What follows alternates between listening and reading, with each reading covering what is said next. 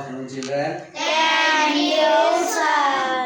ఈరోజు మనము స్వాతంత్ర సమరయోధుల గురించి తెలుసుకుందాం.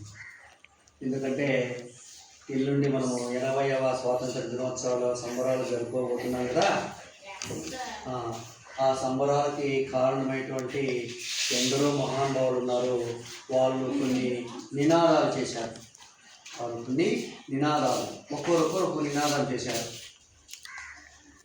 మీకు తెలిసిన స్వాతంత్ర సమరయోధుల పేరు కొందరు చెప్తారా?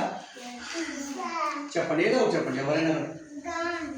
గుడ్. మహాత్మా గాంధీ. మహాత్మా గాంధీ ఇక్కడ నినాదాలు ఉన్నాయి.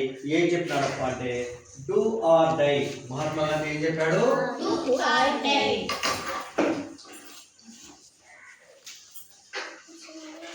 అంటే స్వాతంత్రం కోసం పోరాడదాం లేదంటే చద్దాం అనే రకంగా డూ ఆర్ డై నినాదంతో ఆయన యొక్క బయలుదేరినాడు. తర్వాత నెక్స్ట్ ఎవరైనా చెప్తారా? ఇంకా నెక్స్ట్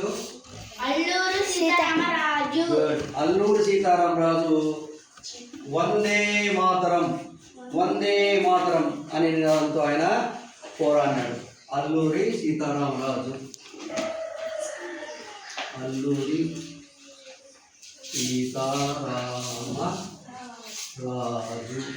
నెహ్రూ సార్. నెహ్రూ ఏమన్నాడంటే ఇక్కడ ఆరాం హరాం హై, ఎవరైతే పోరాడకుండా విశ్రాంతి తీసుకుంటారో వారు మన దేశానికి ద్రోహం చేసినట్లే అని ఆయన యొక్క నినాదం. జవహర్లాల్ నెహ్రూ. నెక్స్ట్ ఇంకా మీకు తెలిసిన పేర్లు బాలగంగాధర్ తిలక్. స్వరాజ్యం నా జన్మ హక్కు అన్నాడు ఆయన. బాలగంగాధర్ తిలక్ ఏమన్నాడు? స్వరాజ్యం నా జన్మ హక్కు. ఇంకా భగత్ సింగ్. Very good. ఇంక్విలాబ్ జిందాబాద్. భగత్ సింగ్. ఇంక్విలాబ్ జిందాబాద్ అంటే విప్లవం వర్ధిల్లాలి. ఇది యొక్క నినాదం. ఇంకా తెలిసిన పేర్లు మీకు ఐడియా వస్తుంది. ఎవరు? లాల్ బహదూర్ శాస్త్రి. గుడ్. జై జవాన్ జై కిసాన్. లాల్ బహదూర్ శాస్త్రి.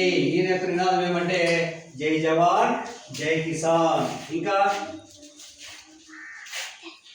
సుభాష్ చంద్రబోస్. జై హింద్.